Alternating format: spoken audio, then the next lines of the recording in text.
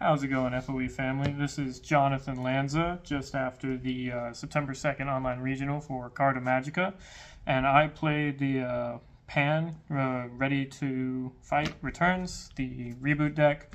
I've been playing it quite a lot. I was originally going to play Swap Frieza, and then I chickened out and played this instead. I ended up getting 5th, going X1, only losing to Andrew Klinger with Swap Frieza. Other than that, everybody else was pretty good matches, all butt clinchers, I'd say, all pretty close. Ran into 3 Gohans in a row, the green ones. And then I obviously played Swap Frieza. I played against Goku Black, and I played against... oh man, I don't remember.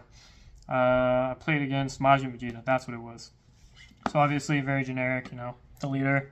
Draws when you play something, it's over 20, and then draws when attacks, super good.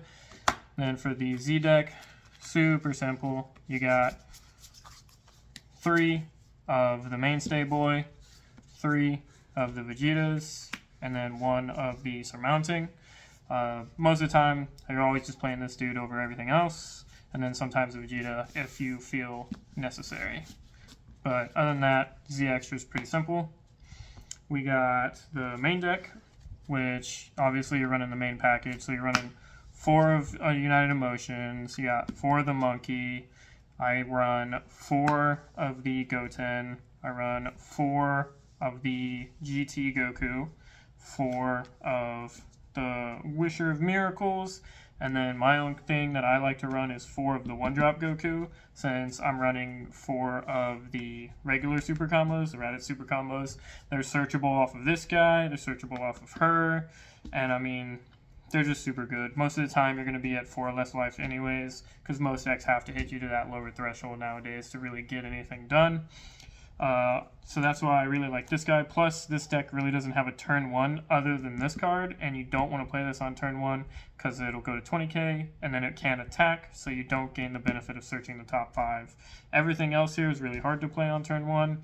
This is okay. If you don't have anything else to do, you're going first, you hold the energy up, then you combo something off, play this, you draw 2 new cards, so you're not really losing anything, you're just replacing, and you get a Z energy, which isn't terrible. But this guy's just really good as a turn 1 filler, so that way you can basically play him top 5 and you're not losing any value. You stay at the same amount of cards. That's it for all of my 4-ofs for the main stuff.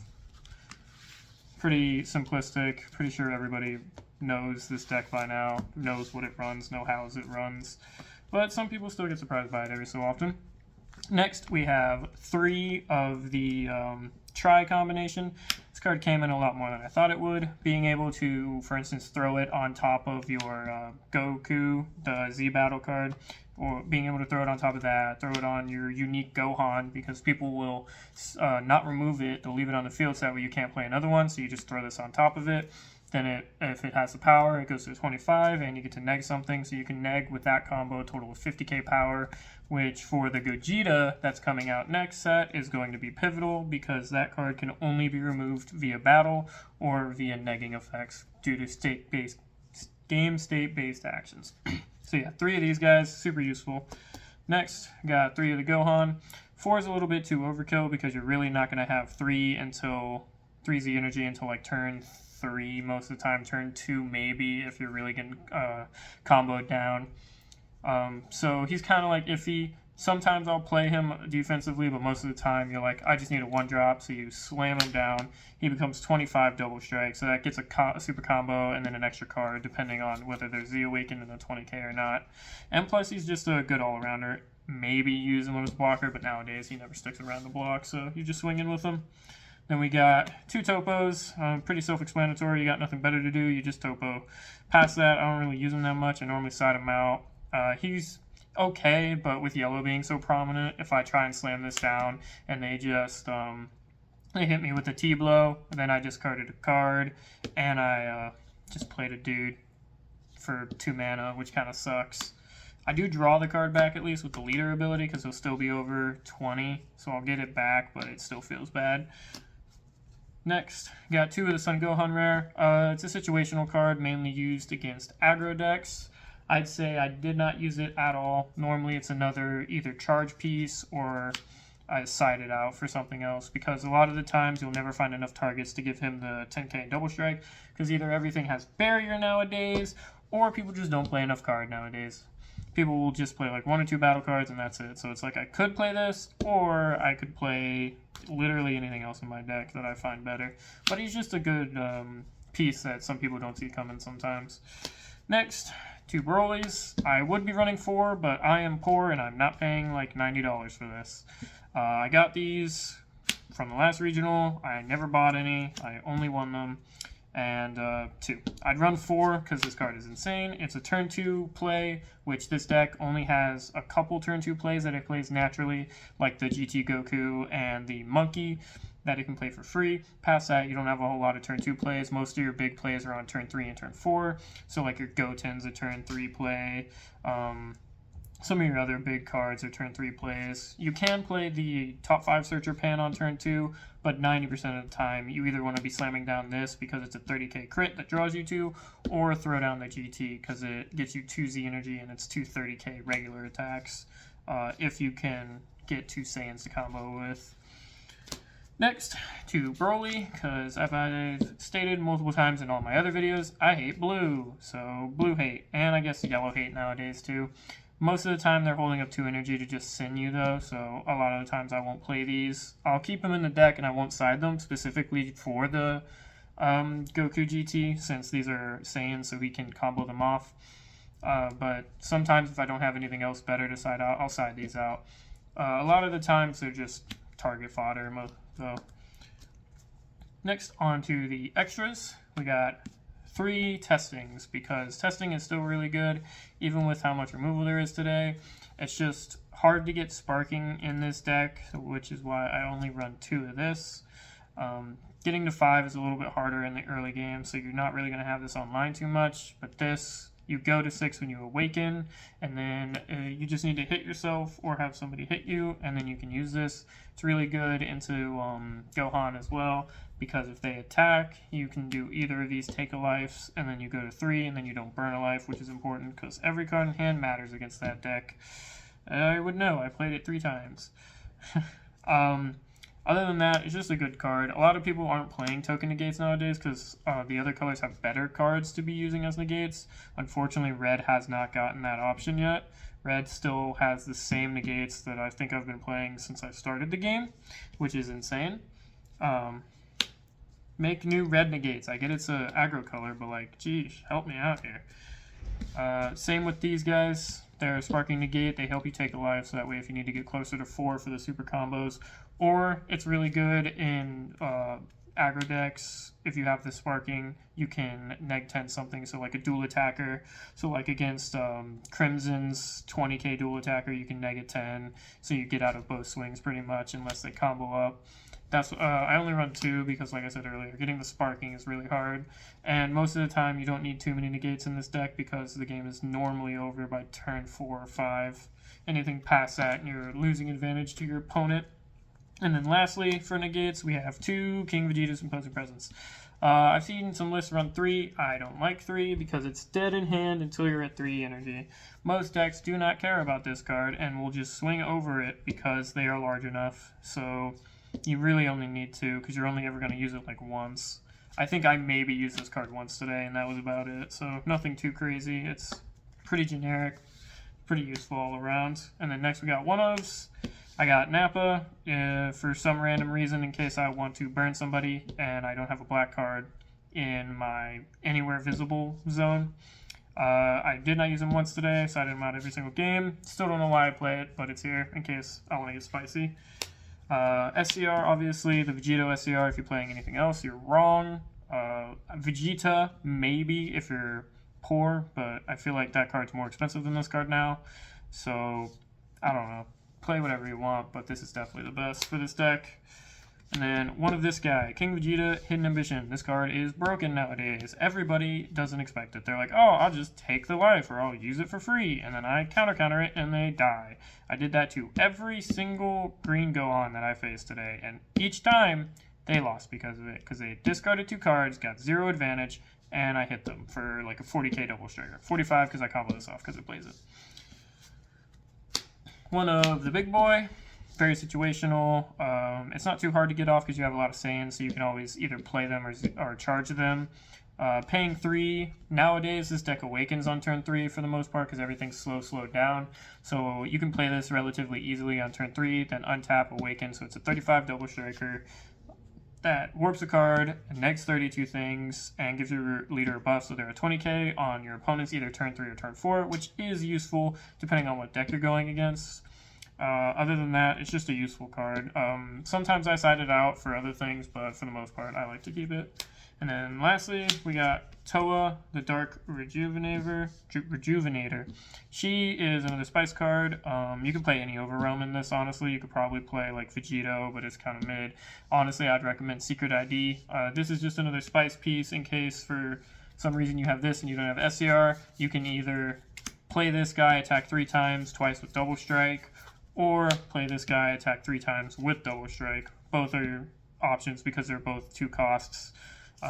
So they are both pretty viable and possible to use with this card. Plus, it does cost an energy, but it's also an Overrealm 3. So, for instance, if you're not set up for Overrealm 6 yet, you can Overrealm 3 this guy, play it, attack 3 times, and then if your opponent doesn't have like a Floodgate or something like that, it can be pretty hard to get out of those 3 40k swings. And then that is it for the main deck and the Z deck. For my side deck, we have, once again, more hate. We have 3 Beerus Balls. I used it once. I don't side it against Green and Gohan, obviously, so I didn't really use it as much. But against the one matchup that I did use it, it helped me win the game because it beamed my leader, made them pass their turn, and I got rid of their Majin Vegeta because it doesn't have deflect and it's a 15k not on the field. So you can hit it with this. Beerus Ball overall, pretty good. I run it at 3 just because Raipods is so prevalent right now, and yellow is just such a good color. So doing everything I can to beat it. Some more blue hate because, as I've established, I don't like the color blue. Obviously pretty generic. It's just it has barrier. If they try to restand with D-Magic, they can't unless they want to pitch a life and an energy. Past that, it's nothing too crazy. Got 2 shoes for some spice. These guys are anti-Android 17 and anti-Oceanus, the 5-drop negate, because it's I believe it's a 5k or a 4k, so this guy hits it, so they pay 2 for it, and I just send it to the drop for 1. So it's useful against any kind of mill stall deck that runs those 2 cards, which every blue deck nowadays is running Android 17, so you can imagine how useful that is. We got 2 Deborahs. I'm kind of I don't know. I could run 3, I could run 2. I think 2 is fine because when you're playing against Green Gohan or any other deck that makes you discard, really, you're only ever going to pay for this once or twice max. A lot of the times, whenever I'm going into a Green Gohan game, I'll keep this in my hands, and then they'll swing with their 8-drop. They make me discard. I discard this, I pay 1, I play it, and now I draw 3 cards. So their discard 1 turned into a draw 2, and I get a 5k body on the field. So I basically get another free 5k combo. Couple that with like a negate, so it stops the burn, so you can negate the attack, play this, draw 3 cards, and they don't get to hit you for any amount of damage, so it's pretty useful. But past that, that's really the only color I'd worry about hand control. Android 21 with the, I forget what it's called, but the 4-drop negate, full counter or something like that, full power counter. With that card, you can run this because you discard a card from hand and Z. So you discard this, play it, draw 2 or 3 depending, and then you can re-up your hand, and then you can Z charge it as well to beat it. 2 Koitsukai, this card is about to become a 4 of because Cooler Mill is getting support, and it's getting unnecessary support that makes it insane. Obviously this is good against yellow because yellow plays a bunch of guys, same with blue plays a bunch of guys, so you just play this and your opponent every time they want to counter something, because everything's a body counter now, it all makes bodies, you just make them pitch 2 each time and there's nothing they can really do about it. I had an opponent warp 4 because they were under this and negated me twice. Next we got 1-ofs. In the side deck, we got another King Vegeta Hidden Ambition. Like I said, this card is the star. They discard 2 cards, I pay 1, and they don't get jack. So, pretty useful. Very I wouldn't say niche, because yellow also has time magic, which a lot of the times they'll try to use on this guy to stop it from restanding and attacking again, or the Vegeta. And then blue has D magic, so if blue uses D magic, they take a life, they don't untap 2, they don't counter, and I get to play this. So it really is a good card. Vegito, Unison of Might. If I'm ever on the play and I have a free time to play this, most decks can't do anything because they can no longer play anything because everything requires skills. Unless I'm going against like Android 21 that doesn't play cards with skills. And obviously they have the Z deck, but if they're playing out of the Z deck, they're not playing out of their hand, which means they're not playing the good cards, because a lot of the Z deck cards are easily answered by just bouncing them to hand, or in this deck just negging them. The only card I'd have trouble removing is probably Beerus, but that's why you run, I don't know, just smack hard stuff. And then we got 1 extra Broly Crown in case I run against a blue untapped deck like, what's it called? Gosh, I can't remember. But it's also good against Frieza, set 1 Frieza for Legends, because I know he likes that deck, so if he ever keeps enough energy up, I'll have 3 of these bad boys, and then he'll just send me and make me feel bad for paying 1 for this. And then finally, Peel Off the Cunning. It's for, gosh, all kinds of things. It's useful against the Beerus ramp deck, because it stops the SCR. It's useful against Android 21's 8-drop, because it stops that. And it stops a couple other cards that I can't really remember the name to right now. But it's useful. I wouldn't run it at more than a 1, though, just because you see it, that's it. And if you don't see it, it's not that big a deal. And that's pretty much it for my deck. The event was a lot of fun. It only ran 7 rounds due to my boy Andrew losing on the 7th round, unfortunately. So we got a total of 7 instead of 8. All in all, it was a lot of fun. It was run pretty smooth. There were some slow spots that I think could have been a little faster, but no harm, no foul. They tried to be as quick as possible and as efficient as possible, and I respect it. Obviously, shout-outs to Team FOE and PPG, because, you know, they sponsor me, and they do all this stuff for me, and they help me out. And shout-out to all my boys out here in Wichita, helping me playtest, and then making me cower in fear when I was going to play Swap Frieza, and then beating me 3-0, and making me learn that I'm better playing red than yellow. Anyways, that is it from me. Thank you all for watching.